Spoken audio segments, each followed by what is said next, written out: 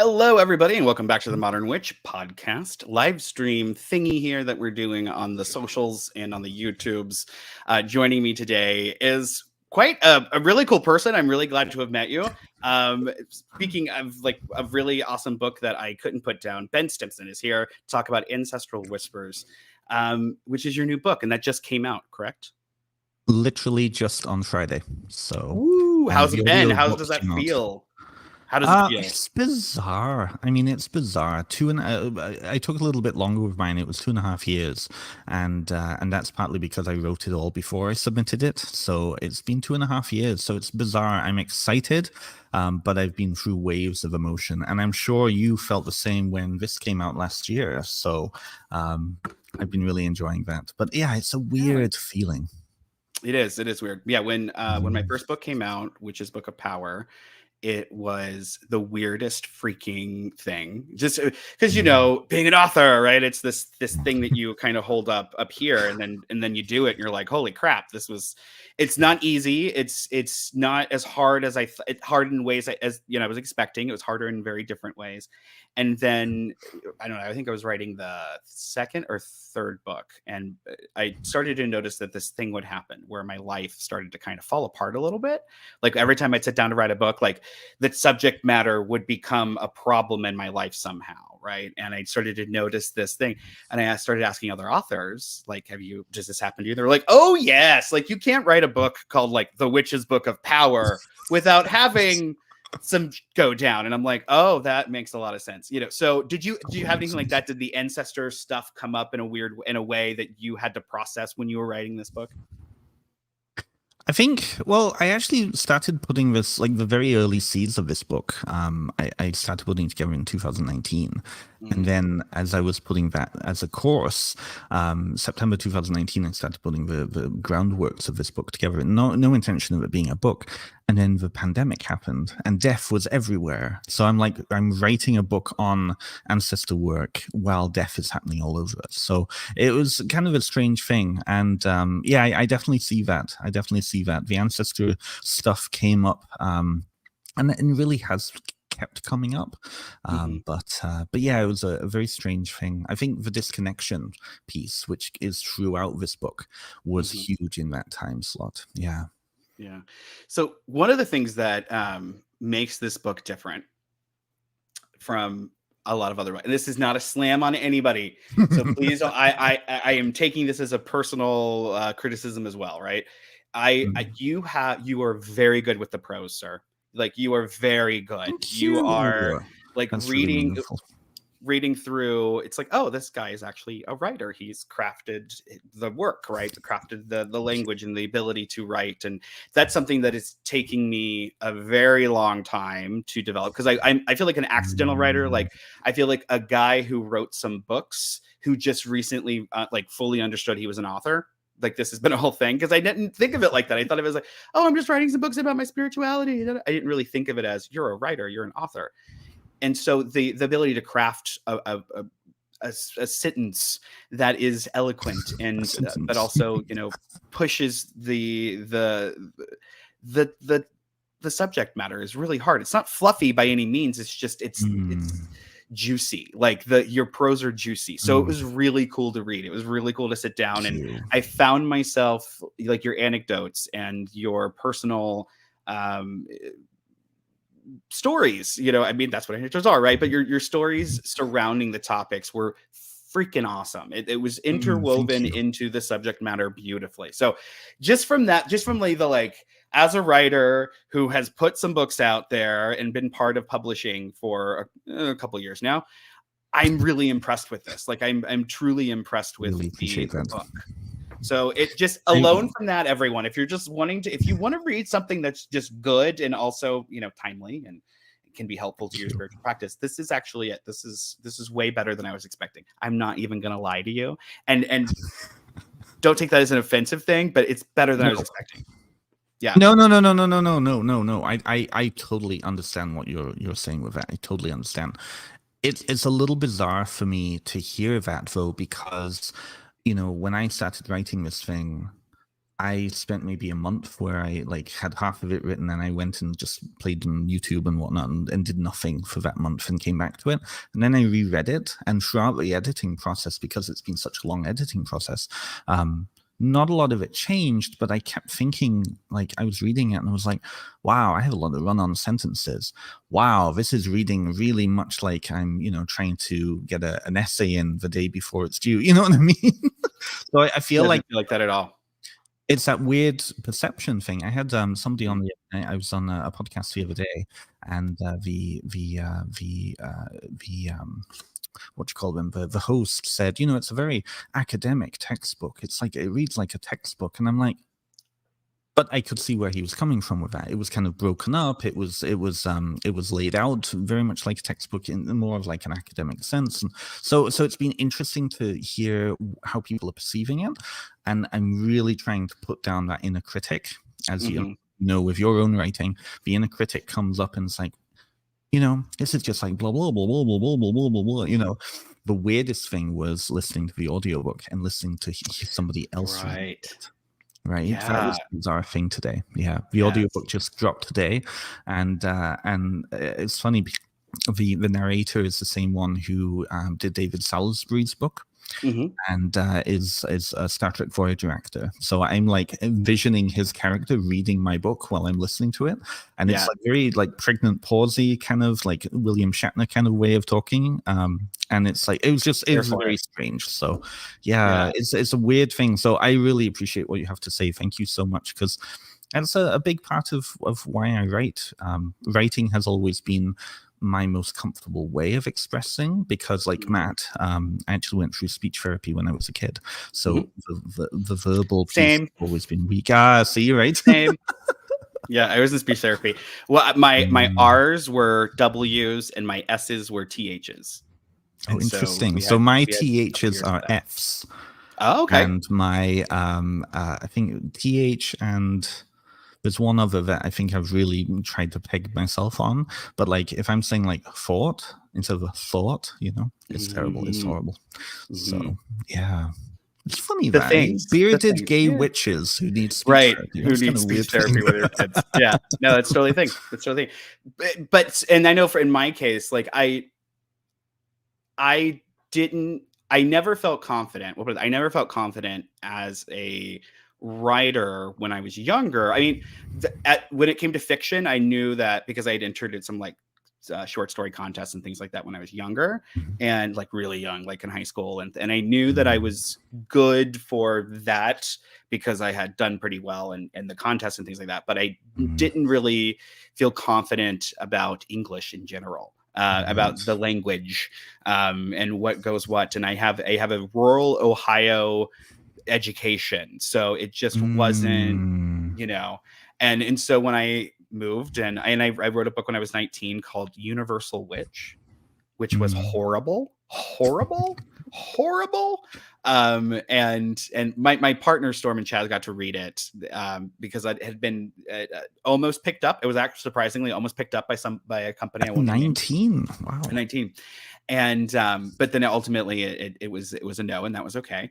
And so I held on to the manuscript and I shared it with Storm and Chaz, and both of them were so polite and not giving me their thoughts. And so like 2 years went by, and I finally was just like, okay, look, like obviously you hate it because you're not saying anything, and it's been 2 years, And Storm just like politely was like, well, it's not.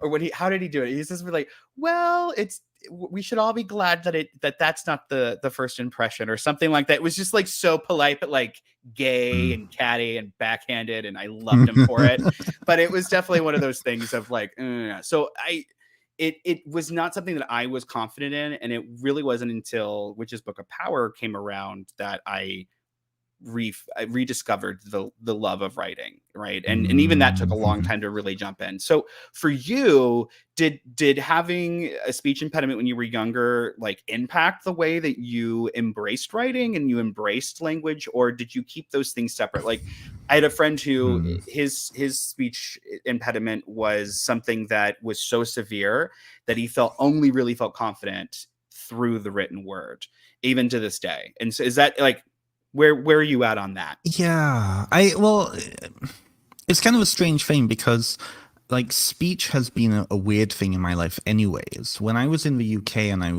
grew up in North Wales. I was there until I was 8.5, and I speak about that in the book. Um, my parents and my school and all of the people I grew up with made it had a wonderful way of normalizing it. So none of them made me feel like I was different. I was just somebody who every so often did a hand sign in order to communicate. And luckily, I mean, I was able to speak fluently when I was 6. So it was fine, right? When I came to Canada, suddenly I was different. I had an accent. I spoke differently because I had a different English vernacular than them. I used bigger words because of going through speech therapy. So for a lot of times, me speaking to regular Canadian kids around me, I couldn't express how I wanted to express myself, and so writing was the way that I expressed myself. And I remember, like, I mean, we're both 36. I think we're both in like 1986 kids, right? Yep. So my parents got a yellow screen Brother electric typewriter when I was about 10. Right. And I remember spending hours on that with a floppy disk that had my name on it, writing and writing and writing and writing and writing. And so the written word was really my escape because I was horrifically bullied when I first came to Canada. And so I think that writing has always been a safe harbor for me. But then when I went to university and when I got into academics, it became more of a chore. And so for a long time, I didn't write. I felt sloppy when I was first writing this. Because I felt like I wasn't able to get how I was experiencing and what I wanted to experience out. So in fact, I would say actually going to university while writing this, I started back last year, actually got me back into writing again. But it's kind of a culmination piece, but it's strange. Yeah. And so that dialectic piece too, like using bigger words, and that was really literally knocked out of me when I was a kid by some of the other kids. And so writing has always been a safe harbor for me. I've learned and I've coped and developed new ways of expressing myself. But in writing this, I'm like, oh yeah, I'm totally back into it now. Yeah. Now it's a thing. Do you have the, because I mean, we talked about that inner critic. Do you have the thing now that, do you feel like a writer? Do you feel like an author? Like, has that awareness shift happened for you yet? I think so. Yeah, I think so. The more I use that title for myself now, especially when the book was actually starting to be put out there, and I had a weird like limbo phase. I started my podcast and started interviewing all sorts of authors last year and the year before, and I remember I had Mara Starling on, was one of my first major guests, right? And she was in the position that I'm at now. It had just come out. It was just about to like become big. And I remember having that conversation, and I felt then that, oh, she's so far ahead of me, and oh, all of these people, all these other authors, I'm not one of them, and as soon as that kind of transition point of, oh, my name's actually being put out there again, being put out there through this, that made me start to feel that. But it's a weird feeling because now it's such a normal part of my life that it's like, oh, I'm an author, And when I'm like, when I'm reaching out to podcast guests, and I say, like I had Storm on. I interviewed Storm a couple of weeks ago, and I've read his book for years. I've read your book for years. I've had Matt Oren's book for years. All of these authors, like so far ahead of me, so on a pedestal, and then it's like, oh, they're just normal people, just like me. I'm a normal person. Oh, authors are just normal people. So it's kind of that weird thing that goes on, Yeah. I one of the things that I've talked a lot about with new authors, just like as they're coming up, and they get their book out, and then they realize that most of the other authors in the scene are pretty nice, normal people. Like they just are like, and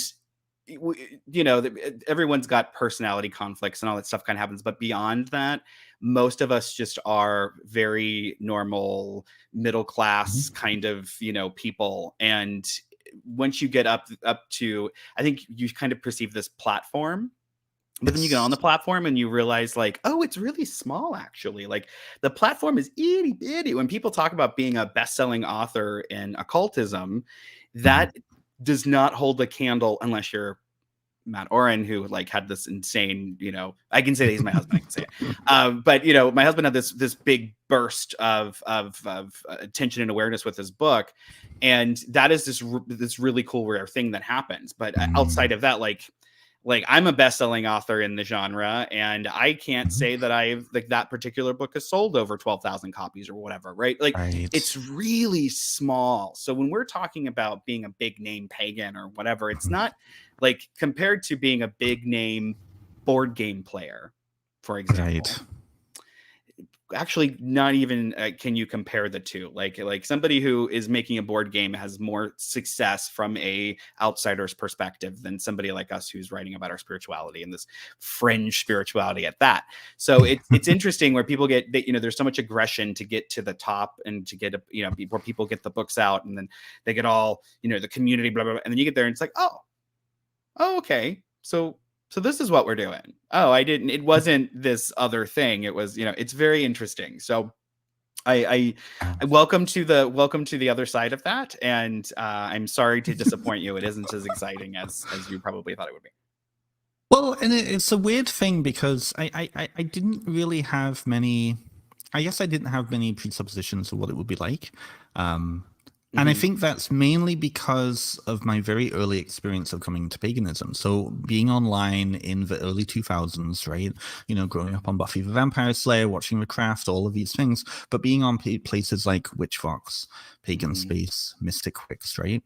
And those online forums where you had Raven Gramassi and Isaac and all of those big name pagans on there, just interacting with all sorts of people all the time, right? I remember having like not long conversations, but back chat conversations with people who they were huge names and I had no idea. And they were so gentle and they were so interested because like you said, it's a very fringe niche community. And so, now re-meeting them all these years later and being like, oh, when I was a teenager, we chatted a little bit and you were really gentle with me and I really appreciate that. And they're like, oh, honey, I don't remember you, but I remember Mystic Wix or whatever it was, right? I feel like that has really tempered my perception. And I think that's nice. I think if I was a teenager coming in now, and I think we have a couple of mutual friends who are a little bit younger and coming into the community now, where there are huge names and there's like, there's not that sense. Well, I can't even say there's not that sense. It's just, it's interesting seeing through their eyes, kind of them uncovering, oh, like we have a mutual friend who's friends with Ivo, right? And him just realizing these people that he's meeting are big names. And it's like, oh, they want to talk to me. And then that dawning realization of, well, yeah, you're part of a community, right? Yep. Yep. It's a lovely thing. It's a lovely thing. And so thing. In general, congratulations. Like we went off on a writing tangent. Yes. And that's totally chill. Because one thing too that I do know, people who are watching this and people who are listening are definitely people who are writers, and they're people who want to be jumping in and taking part of the big conversation that happens. And so it's a beautiful thing. And to me, that's what this really is about is I say this all the time. We've just inherited as writers, as authors in this particular genre. We've just inherited a conversation and we're going to pass it on. That's it. Yep. And that's literally what's happening here. And anything else is ego because we don't own this stuff. We just don't own this stuff. And so, so let's get back to this book, this fantastic book. So when I talk about it being it being well written, one of the things that makes it well written is that in addition to it being this multicultural thing, which is very, very important to me, I try to do in all of my books. I try to make sure that there is more than a white person's perspective whenever possible, and do so respectfully, right? There are authors who don't take the consideration of not only including other voices, but understanding those voices when they're writing about them. We'll just put it that way. And I didn't feel like that at all. And your background and your connections to different cultures was so well presented here that it absolutely sets this book aside from other books. So let's talk about the multicultural approach to this particular book, because I'm going to tell you, I was like, oh, this guy from the UK, and then I see a tree on the cover, and my head instantly went to like British, energy. Like I just conjured up, yes, it just conjured up this kind of, and then I'm like, I open up those pages, and that was not what I was getting, and so it was so. Just from that, like, judging a book by its cover kind of a thing. I like to be the devil's advocate. Beautiful cover, by the way. Beautiful cover. But judging a book by I can't claim ownership of it. I did not come up with it, so. and sometimes that's the best way to do it. But let's ask you this. Why? Why did you want to make this? I mean, you drove it home. Like every chapter is a multicultural dive into whatever the subject matter is. Obviously, you put this into the forefront of your mind while you were writing. Why? Okay, this is a soapbox moment for me. So one of my biggest qualms with, thank you, made me full screen here. One of my biggest qualms with neo-paganism is that the level of cultural appropriation that goes on, and the level of creating ritual based on other people's cultures that goes on, mainly because, at least my opinion is, a lot of pagan traditions are trying to reconstruct traditions that are so old that those ancestral pieces are completely lost, right? So, of course, cultural appropriation will happen because there's nothing or very few threads left in those very old ancient traditions. So I have a big issue with that, but I also have a great empathy for that.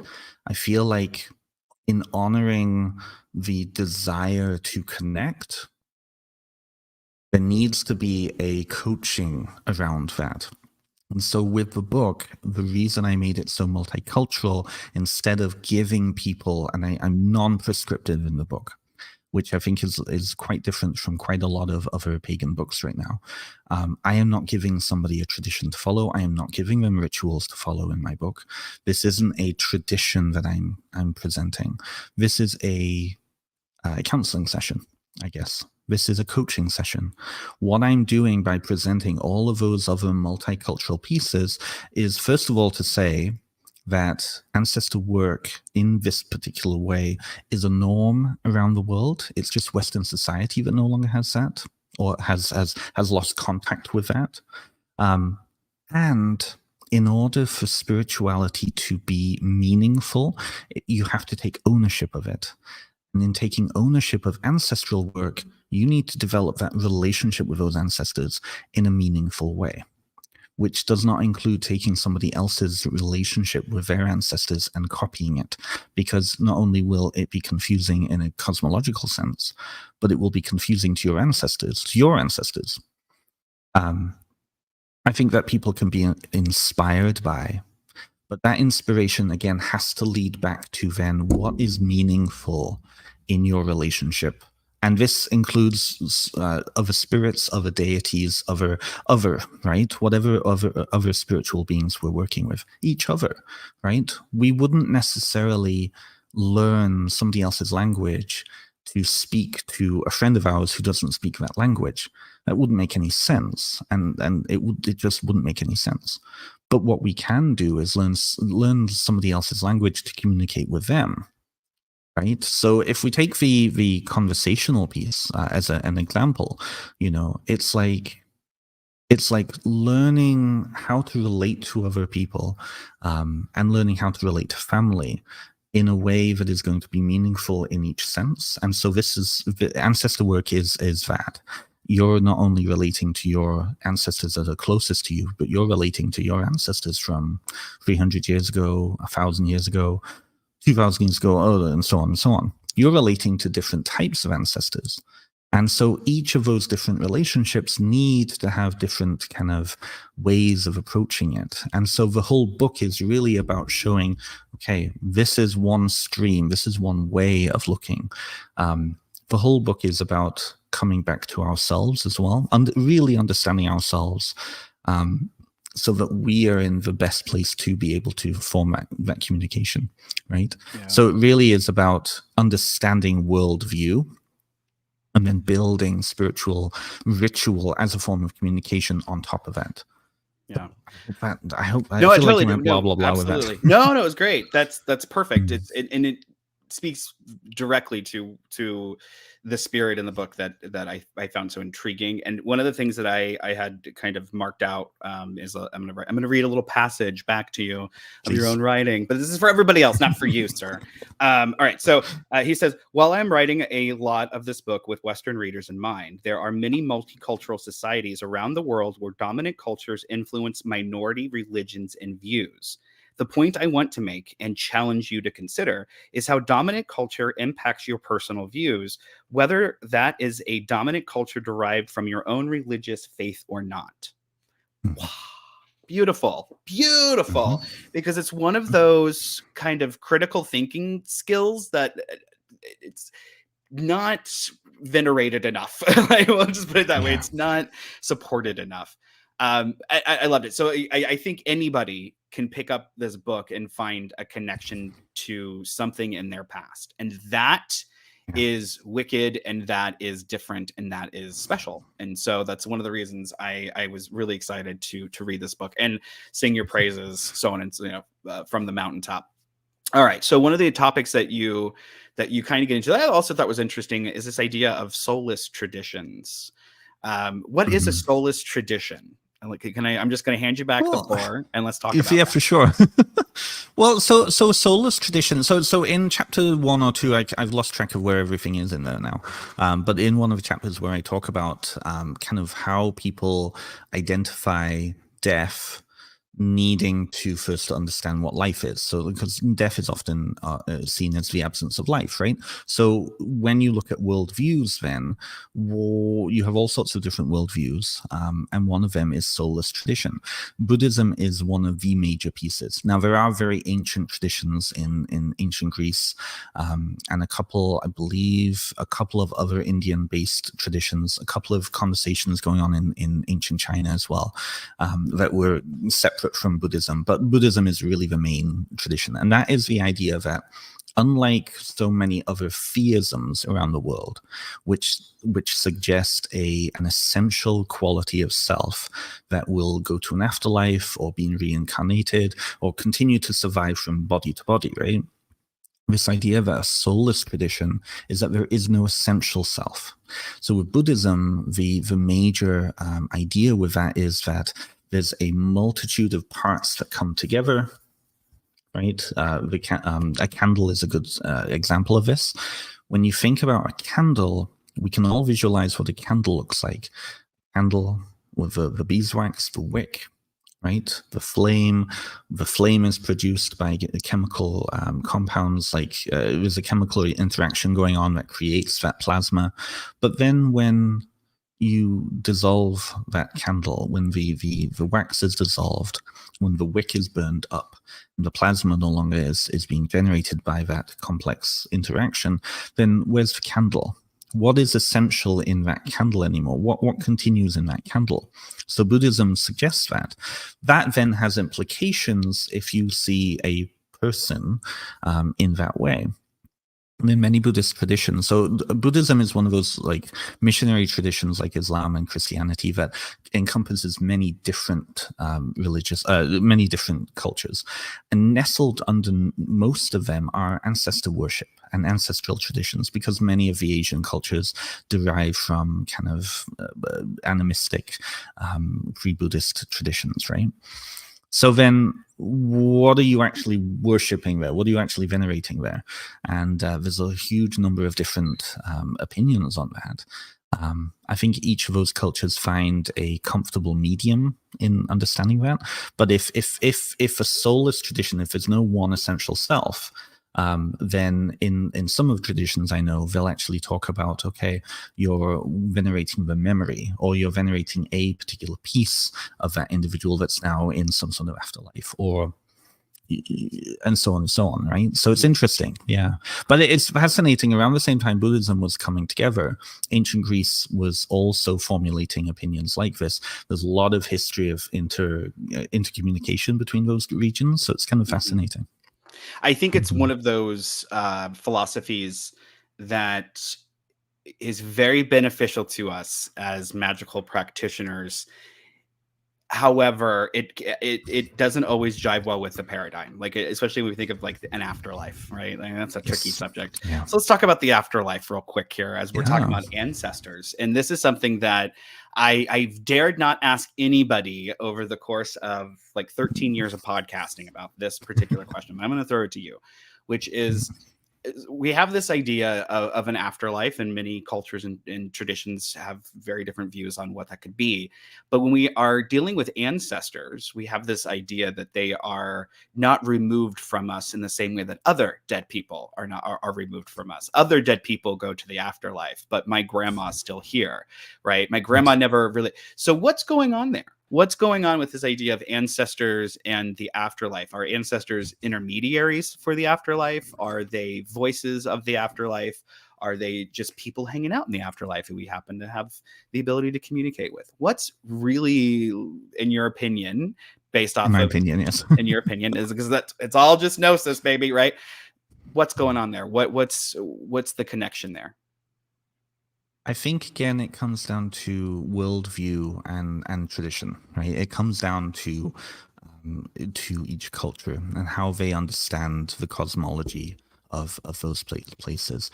If you ask me personally, in my own gnosis, I think that there is, because I do believe in reincarnation myself, I think that I ascribe to that idea of multiple soul parts.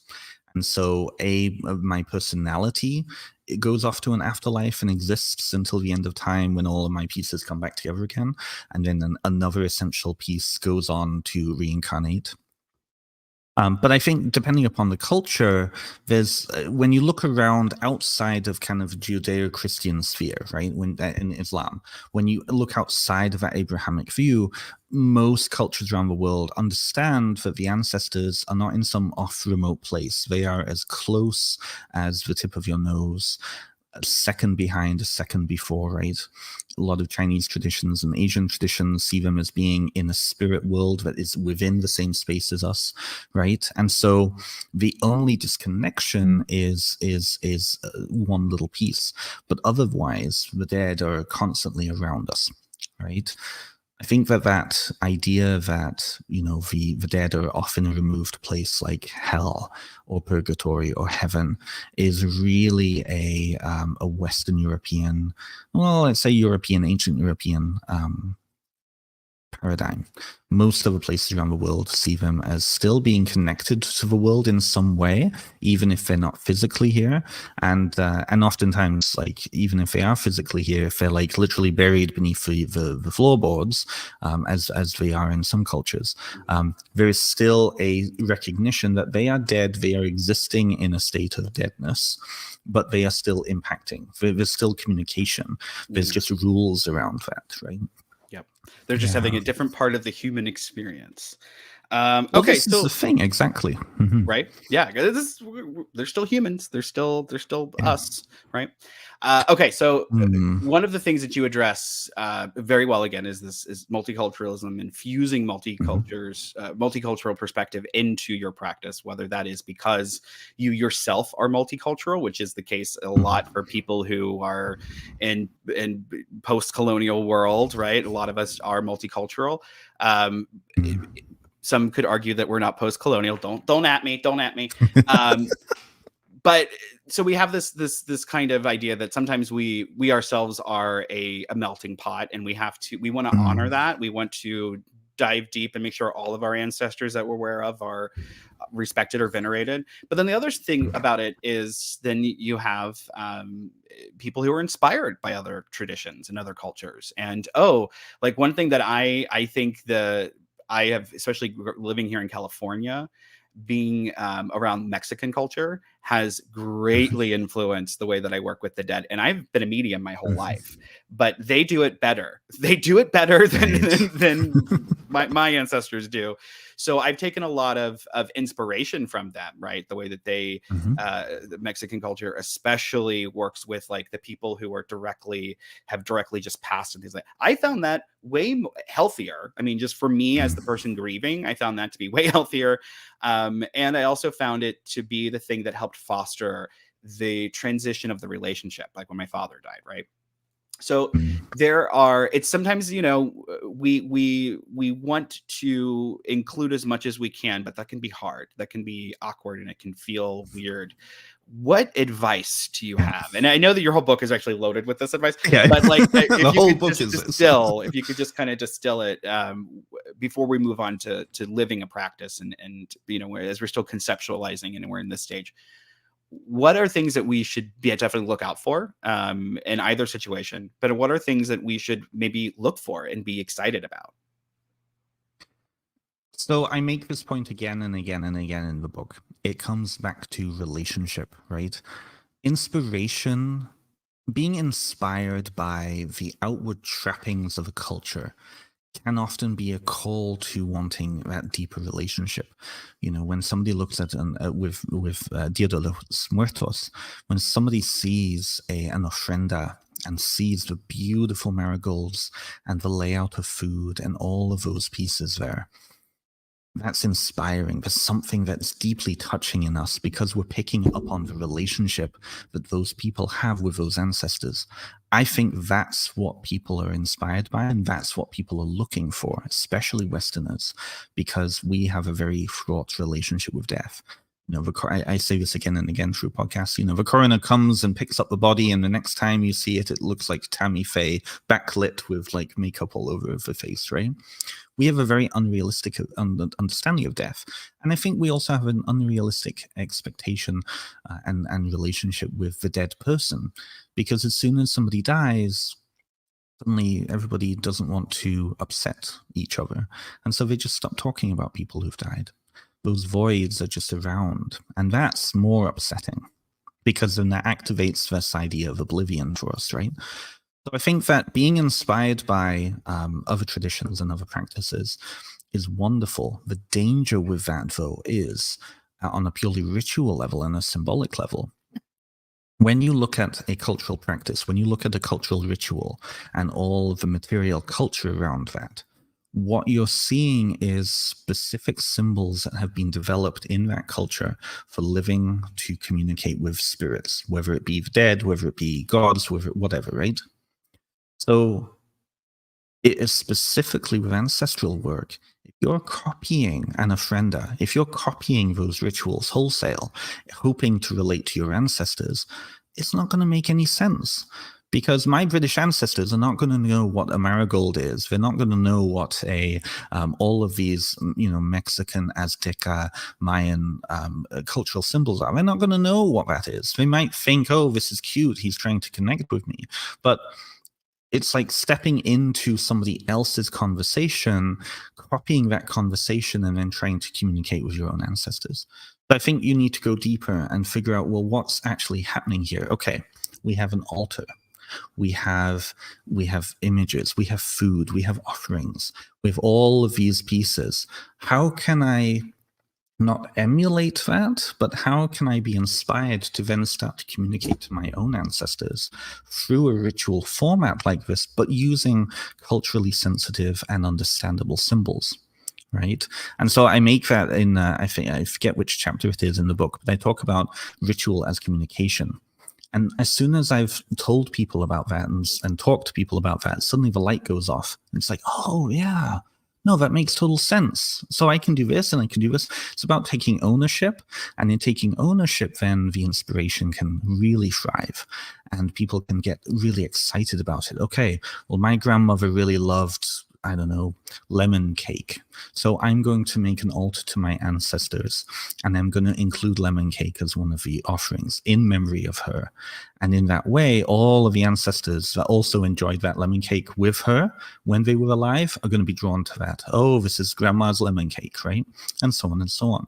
And I think when people are reconnecting with their own traditional backgrounds, I think that then that becomes a point of exploration, and that exploration deepens that relationship. Right. I think a lot of Westerners, especially North America, whose ancestors came from Europe 200 years ago or 100 years ago, are thriving, are really wanting to connect with that cultural background and those cultural symbols as a way of connecting with those ancestors. That's not going to happen if you take wholesale somebody else's culture, right? But again, it's that understanding that really deep down the desire is connection, and that needs to be expressed. But then who are you connecting with through that? So I would say that. That's beautiful. Yeah, no, one of the things that I don't know, we'll say was a spirit gave me many moons ago was the awareness that in the West, because of our colonial culture, we had to, like, our, you know, the idea is, especially if you're from a Catholic background, have as many kids as you possibly can. Because we don't know if they're going to survive because life expectancy, things like that. But then the other thing was you were constantly at war or sending your kids off to war, and you never knew if you were going to see them again. So part of that us having a big wall up with our dead, I think really is rooted deeply in this sense that we, you know, our ancestors didn't necessarily know if they were going to see their children. They didn't know if there was going to be a tomorrow in that way, because we were who we were, right? We were doing what we were doing. We were engaged in what we were engaged in, and there was so much sickness and so much other things going on. The world is a different place, and now we're at this wonderful precipice where we get to reconcile, and we get to reform and reorder, and then move forward, and that's a really important thing. What I like about the first part of your book. So at this stage, if you're following along, we've just kind of basically gone over the first part of the book. It's 2 parts. And it's one of these things that I feel like helps map out what's going on here for practitioners, right? So, and it's all about you. Like, it isn't about like you, the author, it's about you, the reader, which is the best part of all of this. And so there's all these tips and all these tricks on how to formulate this mental space to have a relationship with your ancestors, right? But then we move on to this thing where in reality, they're dead, we're alive. Let's be real, right? We have to survive and make it through to the end of our life until we're somebody else's ancestor. And so there's this practicality thing. We have to shift that space that we've made for our ancestors in our mind and in our hearts. We have to move it into just a really realistic kind of place. And this is where people start to have the disconnect. This is where people start to have issues with consistency, me included.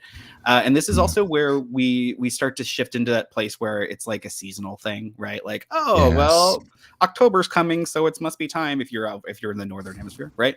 So how do we take this information that we've gleaned for ourselves and turn it into something that's tangible and realistic and, most importantly, reliable?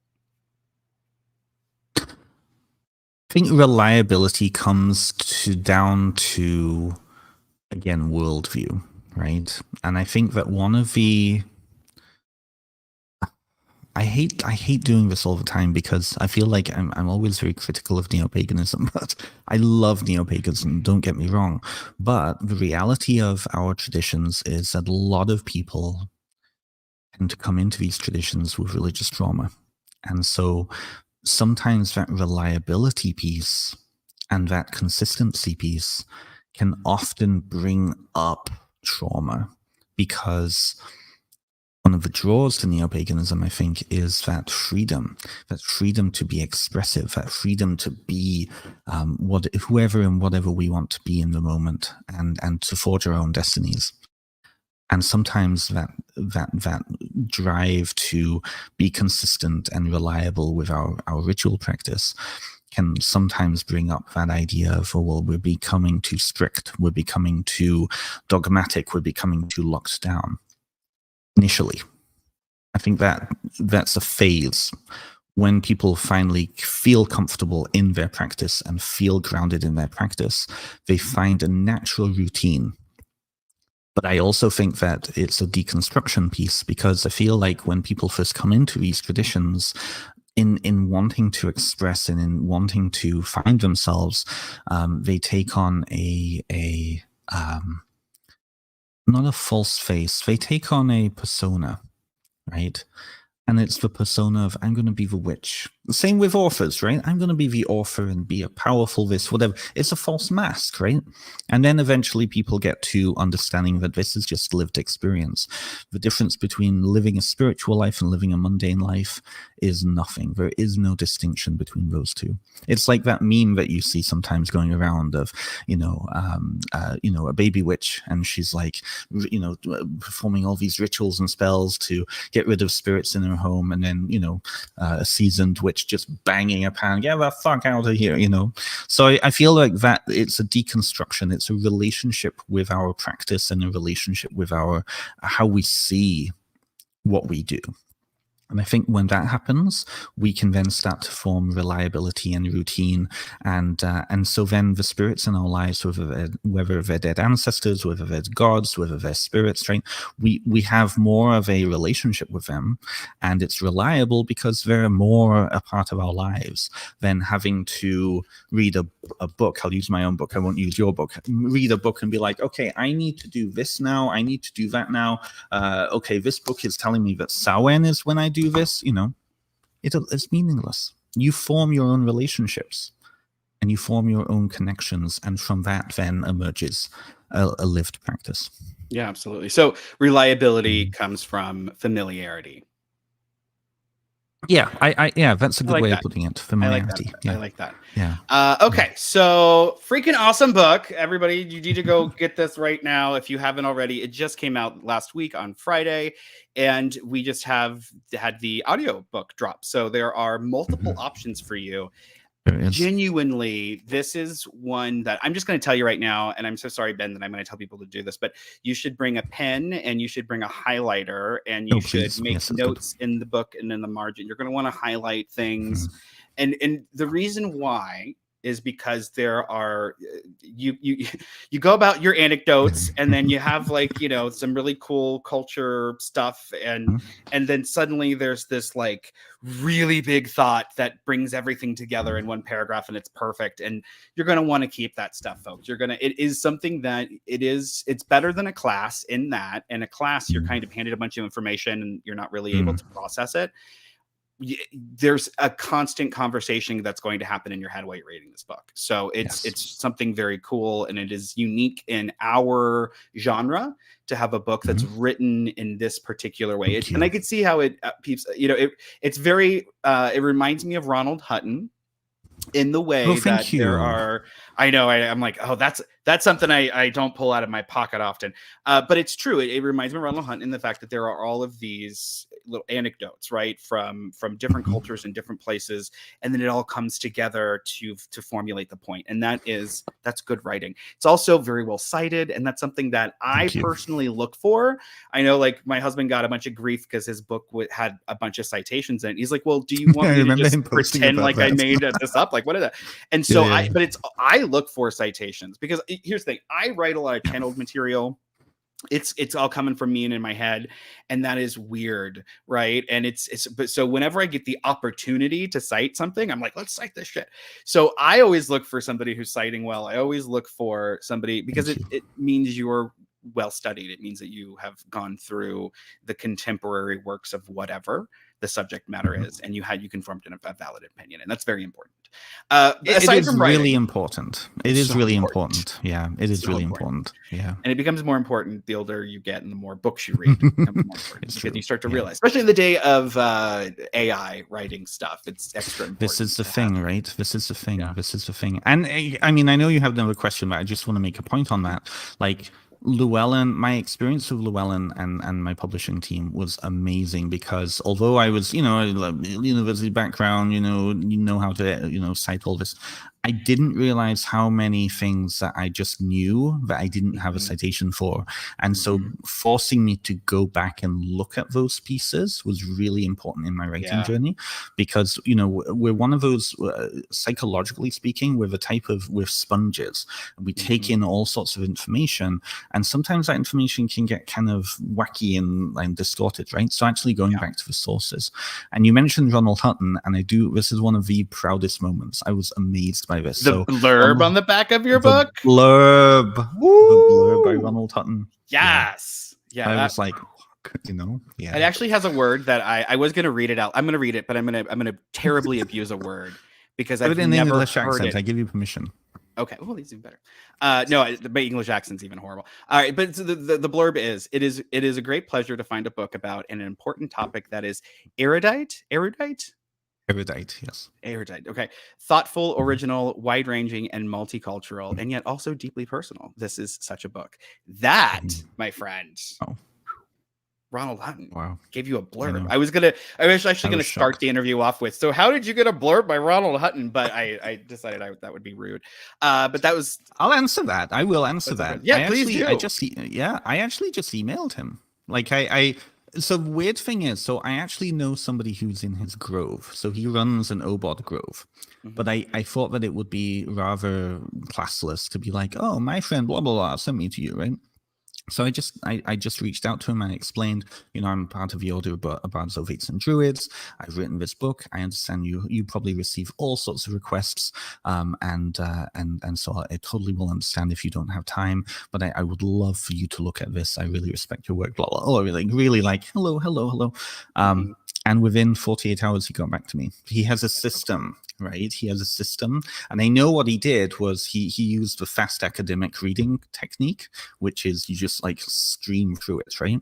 And he sent me that. And I was like, Ronald Hutton, you know? Yeah. So. Yeah. Amazed. I was like, cool. Yeah, it's freaking cool. Speaking of that made me feel like an author. Yeah, well, then by all means. I mean, if that doesn't make you feel like an author, I don't know what will.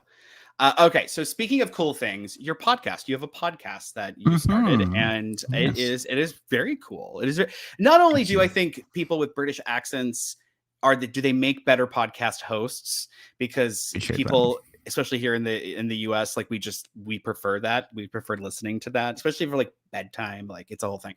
And but it is a good show. It's a fantastic show. I really have enjoyed listening to it and being part. I have it on when I'm doing my plants and things like that, and it's fun. It's a really fun show. So can we talk about the show real quick? Can we talk about why did you start it? How can we hear it? Let's do that. Why did you start it? And how can we hear it? Originally, I started the show in the pandemic 2021. I originally started it because I was bored. I was also trying to gain clients. That's one of the big things. I'm a therapist, and during the pandemic, I lost all my clients. There's a lot of personal experience. Thank you, Michelle. It's true. So I started it because it was the middle of a pandemic. We were in the middle of lockdown, and I was alone with my cat in my apartment trying to get clients. And part of that was putting myself out there. And so I reached out to people I knew. I reached out to kind of friends of friends. And so the first season is a mishmash of all sorts of interesting people. So then I had 14 episodes. I had Mara Starling on. I had a couple of other authors on. And then that was it. 14 episodes, and that was it. So at the start of this summer, I was sitting with our publicist. I think you have Marcus as your publicist too. I was trying to think, okay, what can I do to generate an assurance online, right? What can I do to put my profile up there? And it's turned into one of the best things I could have ever done.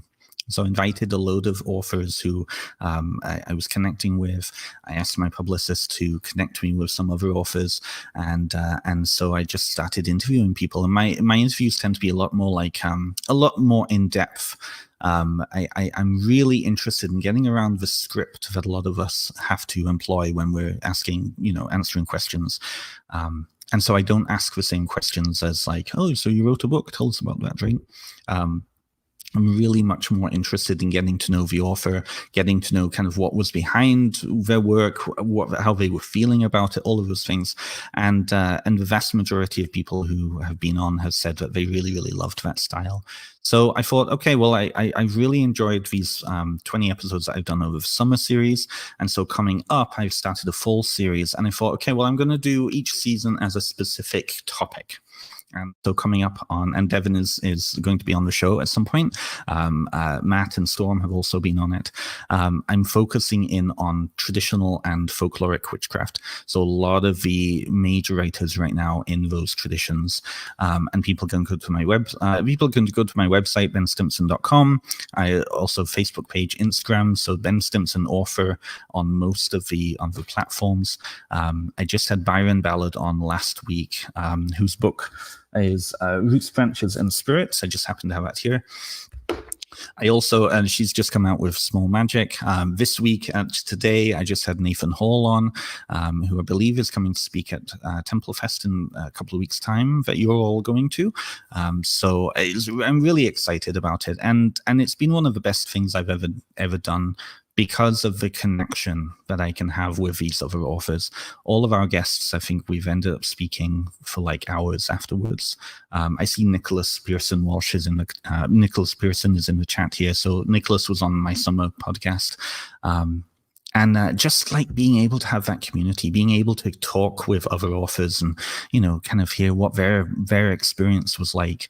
And so when I went through my period of, feeling disconnected from my book a few weeks ago, or feeling really excited a few months ago, or like, getting a single bad review, for example, right? I had a community I could go to and just be like, so this happened, right? So it's really cool. And a lot of the people who've been listening have said that they really appreciated getting to know these authors on a much deeper level than just writing and talking about their books. So I've really appreciated that. And it's funny, actually, how many of us kind of knew each other even 20 years ago. I was chatting to Theo Geddy Parma down in Australia, who's a Llewellyn writer as well. And it turns out we were on the same forum 20 years ago, and we must have interacted back then. So it is coming back to the community. It's inviting people into the community, and really having decent, soulful, deep conversations. And so I'm quite pleased with those. Yeah. Yeah, it's a fantastic podcast. Everyone should go check it out for sure. And I like your writing style, because it's something that as a writer, I'm like, that's what I am working up towards, being more of that. So it's fantastic. And I like that you use journal prompts, because I'm like one of you. I have journal prompts in every single book. I insist on it. And it is something that I wish more authors did, because it's really, really important to help sink the point in, right?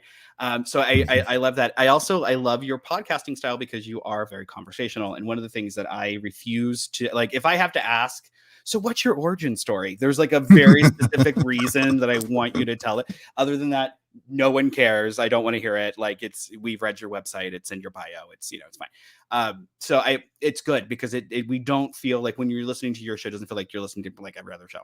So that's good, and it's appreciated, because if you're looking for something new, if you're looking for, that something that isn't the average podcast, go check out Ben's podcast. And it's hard, because we get like a book will drop, and then that author gets interviewed by everybody, and then we all have the same interviews, right? And it's just, that's a thing. So I actually, I have a whole rule about it, but yeah, go ahead. Ooh. Well, one thing that I was very particular of with my summer series, and I've tried with my fall series, is bringing on people who are just really cool. So I had Gareth Blackthorne on, who is a local to Baltimore area. He's a local artist there. Really connect with the activist community, and knows quite a few of the authors on the East Coast over there. And he'd never been interviewed before. I was like, what? So I had him on. We had a really great conversation. And I think that's really important. I think that if you're just, not you in particular, but if podcasters are just interviewing authors, then I think we're missing out on not only those authors who are coming, but that other part of the conversation that is going on at festivals and pagan pride days and online and whatnot, right? Because I feel like that's the danger of being an author, is that we can get very into this idea that, oh, well, only people who are published have this, have a right or have something important to say. I haven't seen it with all of my guests, but I do know that there are certain authors out there who have, like old school authors, who have that opinion, right? So I think that's more of the drama of the community. But yeah, it's really important, and so it's and I love doing that, and I really love doing that. Yeah, well, and let's just be real. Not everybody can write a book. Not everybody is supposed to write a book. It isn't for everybody. Exactly. It is a very difficult process. And I know I said at the beginning, like it was easier in some ways, that's true, than what I was expecting, but it was definitely harder in ways that I was not prepared for. And it's always, every book is a new adventure, and oh shit, what is this going to be like? So it's not for everybody. And the amount of time and energy that goes into writing a book, a lot of people would rather go spend actually practicing their craft or helping somebody else out or whatever. And it doesn't depreciate or devalue the wisdom that they have to share or the insight that they might have, right? And some of the most, actually all of the really deep, meaningful stuff that was like shared to me by somebody else, they weren't authors. They were some little old lady around a campfire at a pagan festival when I was 19, like that kind of stuff. Like it is very true that some of the true gems, the true jewels in the community are some of the people who will never, ever, ever write a book or would never dream of writing a book. And so, so I think it's a beautiful, wonderful thing, and something I try to do too. So yeah, go check out his podcast. So where are we sending people? If people want to find out more about you, if we're talking socials, websites, the whole 9 yards, where do we send people to find out more about you? Let's see. I am not on TikTok. I refuse to be on TikTok. My benstimpson.com is my main website that has all my socials connected to it. I'm on Instagram at Ben Stimpson Author. On there, I'm also on Facebook, Ben Stimpson Author on there. YouTube, Ben Stimpson Author. So I've tried to be consistent. You can find those all at benstimpson.com. So that is both for my professional work as a counselor, as a therapist, and as a spiritual director. I also have all of my class schedule on there, so I'm offering classes too, and all of my socials on there. So there is a tab on there for podcast as well. And please do go like and subscribe. Go and like and subscribe any of the authors that you love or that you even just want to see more from, because that really gives us a boost on our socials. It also helps to fight the algorithm too. I am setting up a mailing list on my website too, because of the algorithm on Meta. It's not author conducive. So go and sign up for that when that's up. It'll probably be up this week sometime, but that's how you can find me. I'm not giving you my address though. Don't do that. Don't do that. Don't do that. All right, everybody. Thank you so much for tuning in. We'll be back in a couple of days with Jen Sankey, and we're going to be talking about some really weird tarot stuff. Yeah, Jen's the shit. Jen's amazing. So good. Anyway, and Jen has put out a really good podcast too. So if people are looking to get to know her a little bit before your podcast, she has amazing stuff on there. Yeah, and she's freaking amazing. I have just wait, everybody, just wait. You'll see. Anyway, thank you so much for tuning in, and we'll see you in a couple days. Thank you, everybody.